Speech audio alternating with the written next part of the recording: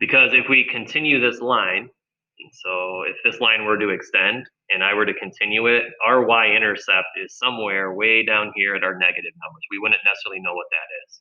So that's sort of the one of the limitations of slope-intercept form.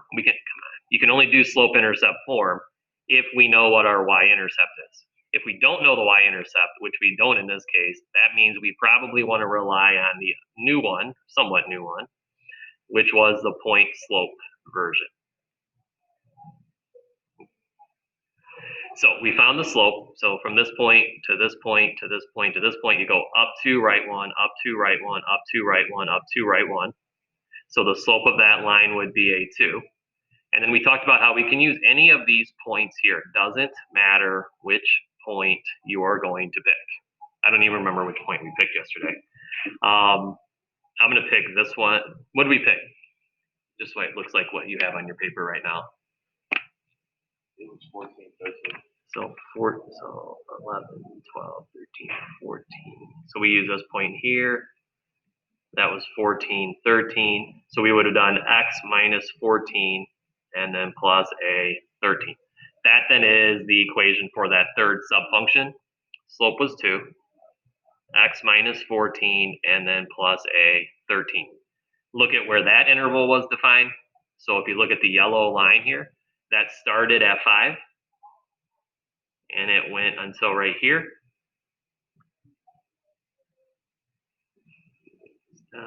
So from here to here, and then that happened to be 15. So when we go to write our domain for this, we want all x values between 10 and 15. It's the 5-minute interval in which that function was defined. We want to be less than or equal to 15, but we want to be on the greater than side of 10. Okay. Now, as a quick little test here, write the equation for this fourth sub function. So I'll give you a minute. See if we can do this at this point. We reviewed it on Friday. We did a couple of them yesterday. So let me pull this up in case you don't have this in front of you. So what we're now trying to do is write the equation for this line right here. All right, that fourth and final line. So give me a minute and see if we can come up with that.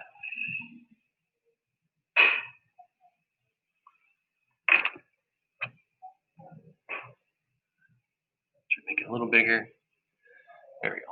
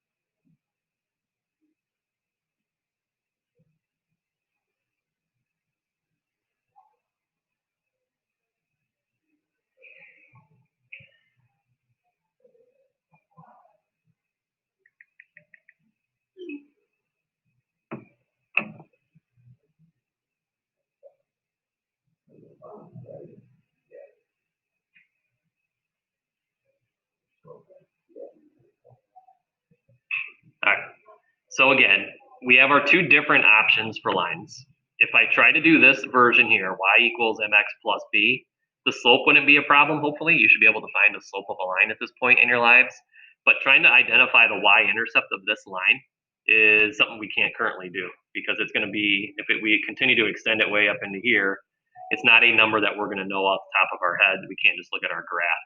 So because of that, then we really probably then want to rely on the point slope form, because then we can use any point. We don't necessarily have to know the y-intercept.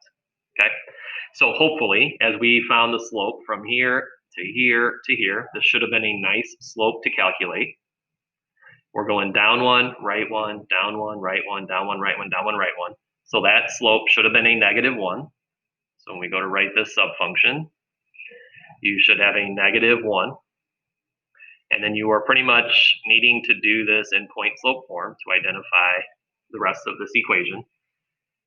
And then here's where things get a little bit interesting. which is why we're going to talk about this here in a minute. I'm going to pick on Rebecca today. Pick on Ella. What point did you pick, Rebecca, for this one? Okay, so Rebecca picked 15 and 15. So that is her point.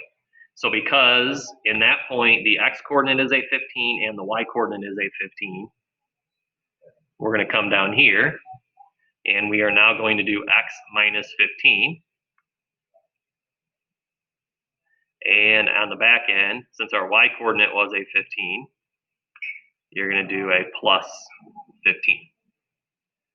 All right, yeah, Cam, question? No, I just used a different point. Okay, and that's sort of what I wanted to get at. That's one of the reasons I wanted you to try this on your own a little bit. Because if you try this on your own, your answer could look very much different than what Rebecca just did and we used on the computer.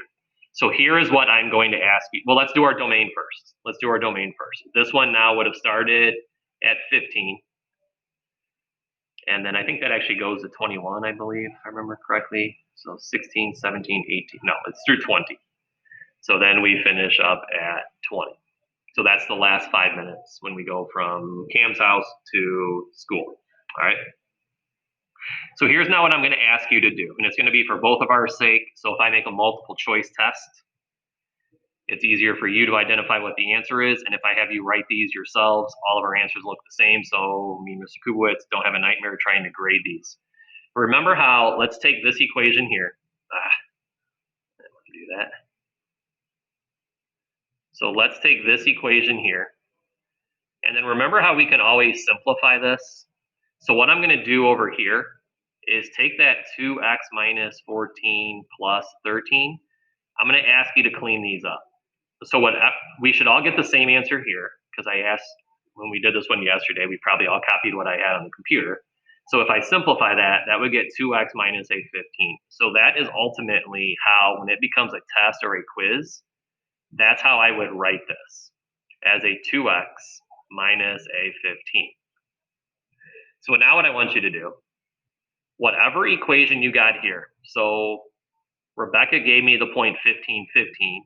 Cam picked a different point than 15, 15. Some of you all probably picked a different point. Clean what I have highlighted up in blue. And when we clean this up, we better all get the exact same thing. That would then be the indication if you did that correctly. So clean this up. We'll see what you get when you clean this up. And then we should all have the exact same answer at that point. All right, so now take 15 seconds, simplify that, and then see if we all get the same answer now.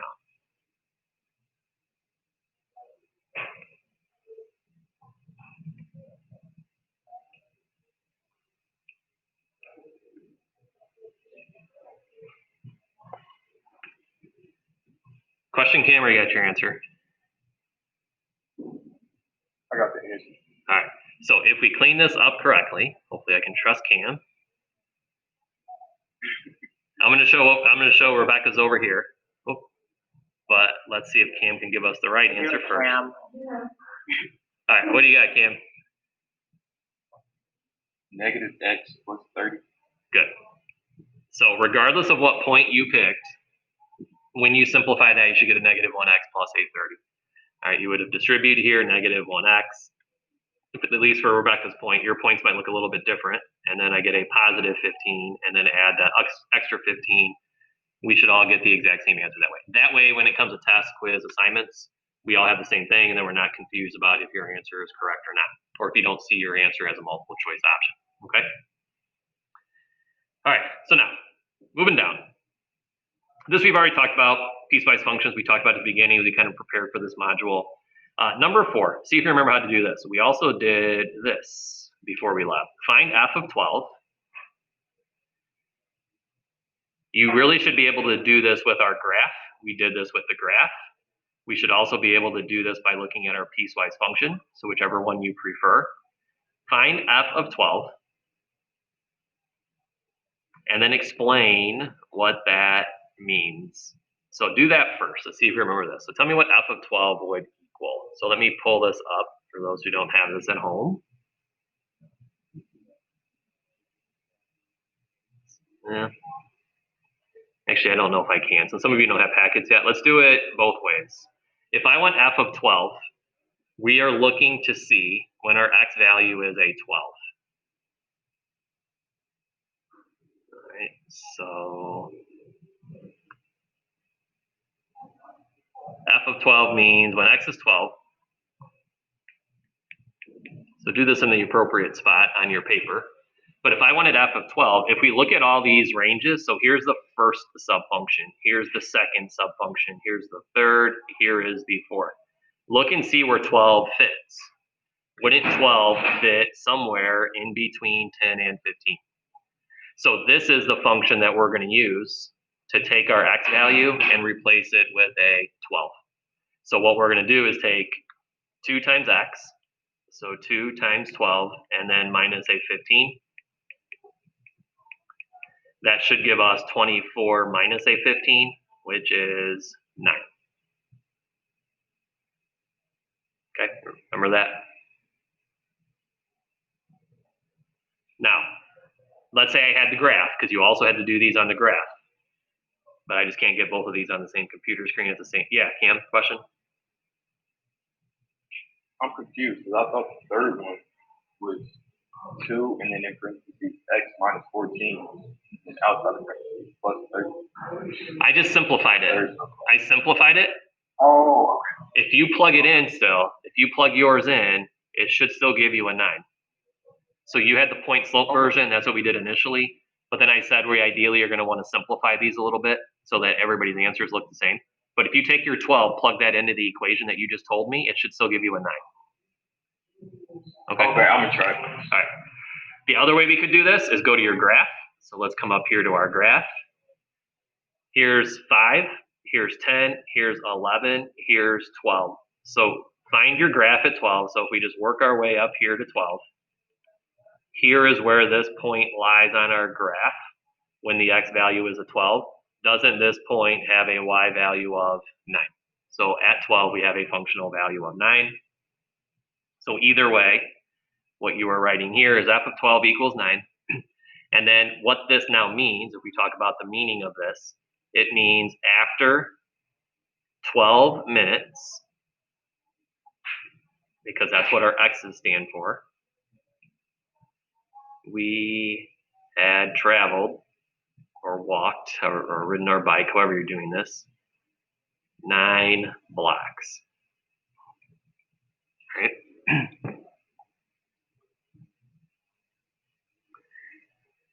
Number 5, we've already talked about. We would have used that third subfunction in order to find this algebraically, because that's where 12 fits in between the 10 and the 15.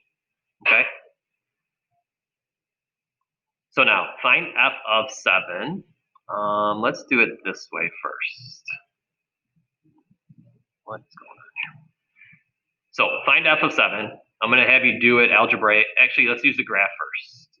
So let's give you the graph to look at, since some of you don't have this at home. When x equals 7, what's our functional value there?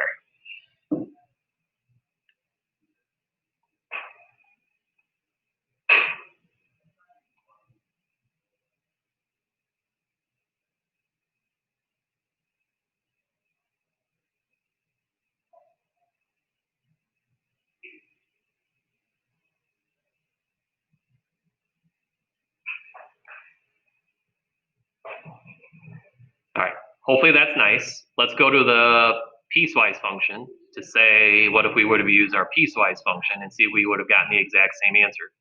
If I go to f of 7, doesn't 7 fit in between 5 and 10? So you would use this function, and doesn't this function always have a y value of 5? So hopefully you said f of 7 when you wrote this answer down here. Hopefully you wrote f of 7 is 5. All right.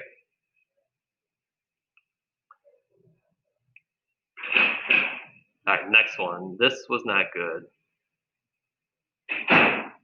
on our quizzes when we did these last semester. F of x equals 3 at what x value? So let's go to our graph. Remember, f of x is really just your y values. So our y is the f of x. So here's the f of x value of 1. Here is the f of x value of 2. Here is the f of x value of 3. That's what we want to know.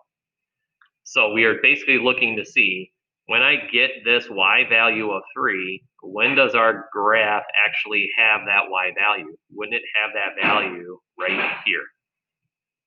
And that happens at the x value of 3. So f of x is 3 at the x value of 3. All right, so let's do that one. So now, no hints. I'm going to throw the graph up. Tell me what you think f of x equals 13 is going to be. So here's your graph. I might have to make it smaller as I look at this. Okay, tell me what you think that would be. When f of x equals 13, what x value do you get? And I kind of already got it written down on the paper as I now look at this.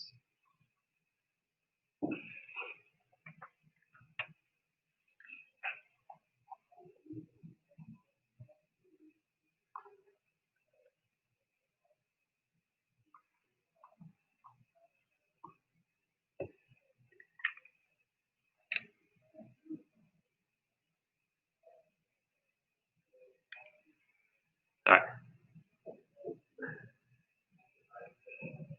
Okay, so recall, f of x is just your y value. So here's our y value of 4, 5, 6, 7. We're looking for 13, 9, 10, 11, 12. Here is 13. So what x value does our graph have this value at? So here's where our y value is a 13. Notice how there are now two different places, right?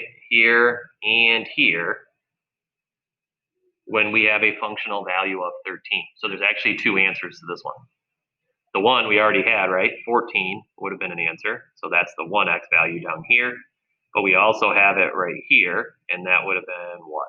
17. So 14 and 17 is when our functional value was that 13.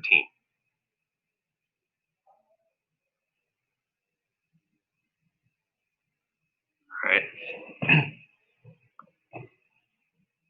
All right, last one, f of 15. So let me give you your graph.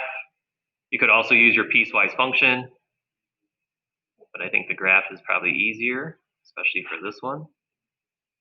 So when x is 15, what functional value do we get?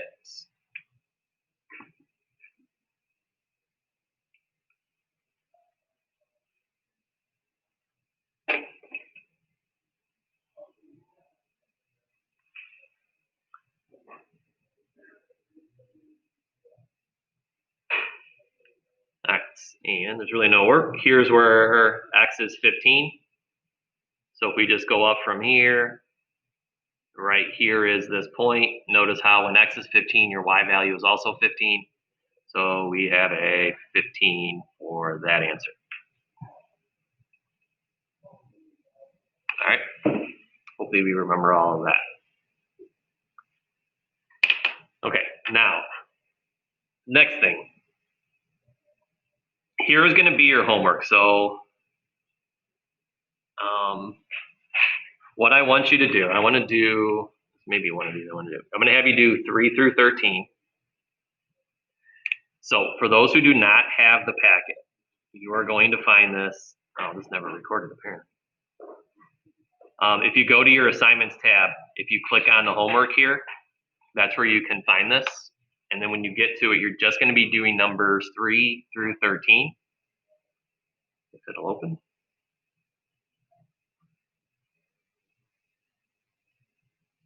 So if you have a printer, you can print it. If not, just pull it up, look off of your screen with it.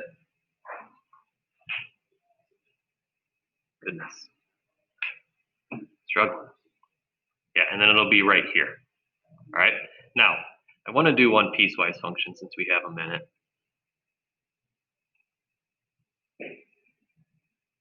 Get it to work.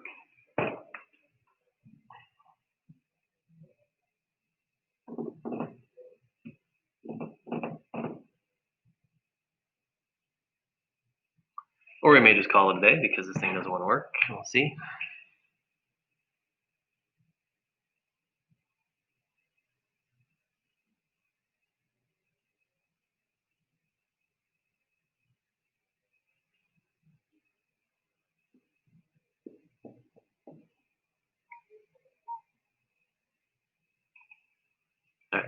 open up faster.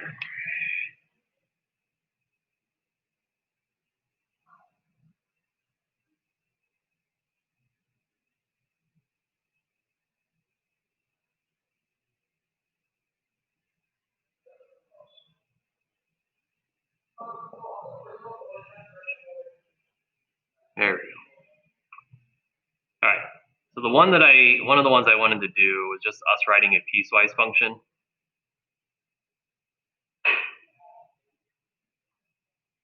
So here's going to be your little story. Okay, you got Isaac, he's traveling. You're going to use this to answer these questions. Let's do number 6. So we'll do 6. I will leave you 7. But we're going to write a piecewise function. Okay, so we'll do 6 and we'll call it a day. So number 6, a parking garage charges $3 for the first 2 hours that a car is parked in the garage. So now understand what that means in relationship to our graph. So if I look at this, here's the first hour, here is the second hour, and for the first 2 hours, notice how the cost is $3, $3, $3. So that's how that translates to that graph. After that, the hourly fee, so for every hour now, you're going to go up by $2 per hour. So that's why at 3 hours, you've gone from $3 up to $5. Another hour takes you from $5 to $7, and then the 5th hour takes you up to $9. So this is our money. These are the hours that we are parked in the garage. Okay? Write a piecewise function for the cost of that. So go. All you're doing, writing the equation of this line. Once you have that written, you're going to write the equation for that line and see if we can do that.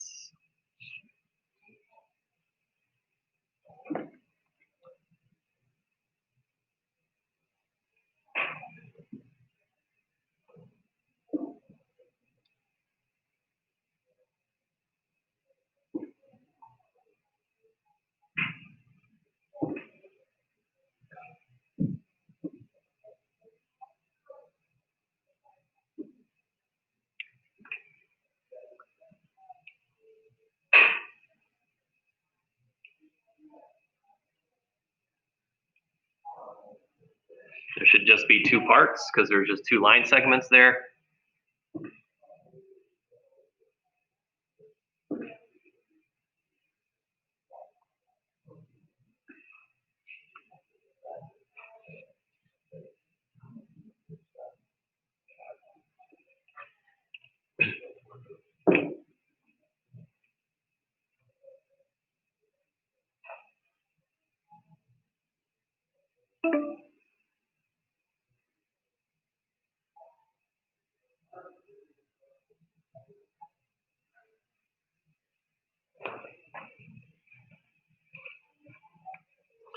Oh no, I got booted. I'm not even sitting here and I got booted. Yeah. What? Yeah, that's what the beep was, yeah. History issues again.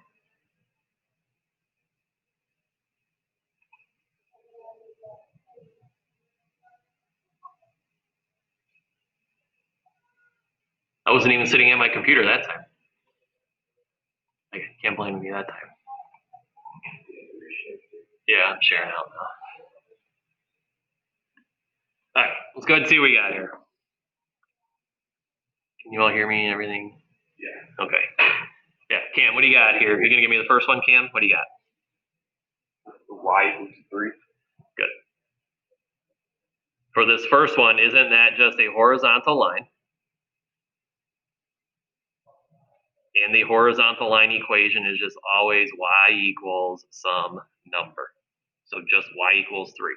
However, as I was walking around here, here is what our friend Ella had in the classroom, which is totally fine. So what she did, she found the slope of that line. The slope was 0. And then what point did you use? 0, 3? Ella? 1, 2, or 1, 3. And then she used this point right here with an x coordinate of 1. and a y coordinate of 3. And that's what she had for her answer. That's okay. That's not something I would mark wrong, because think about what happens. If she distributes right here, isn't anything times 0 going to be a 0? And all of this would then just drop out. And doesn't she end up with just the 3 like we did? Okay, so that would be totally fine. All right, did you have the second one too, Cam? What's the equation of this second one? Yeah, I got the second. All right, what do you got? So our parentheses is 2.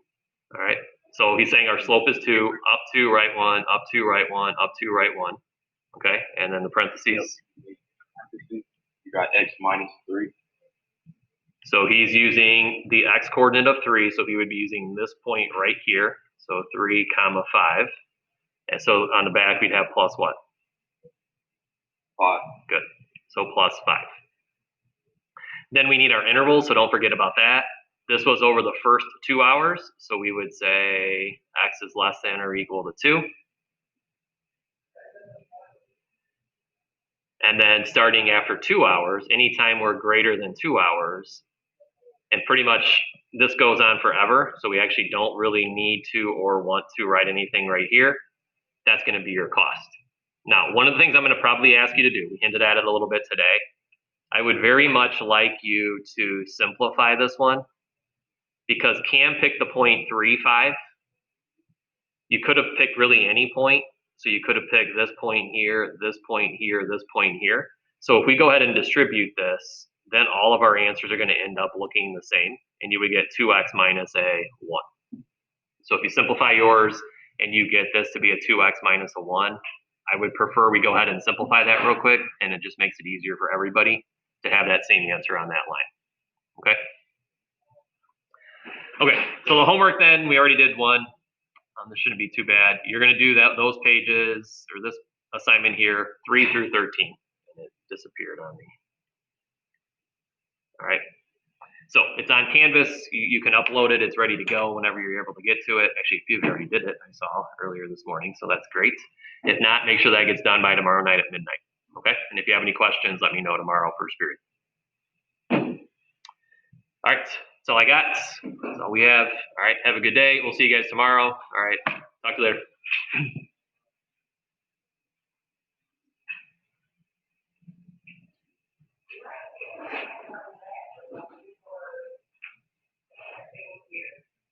I don't know if that recorded either. It's really what's going on.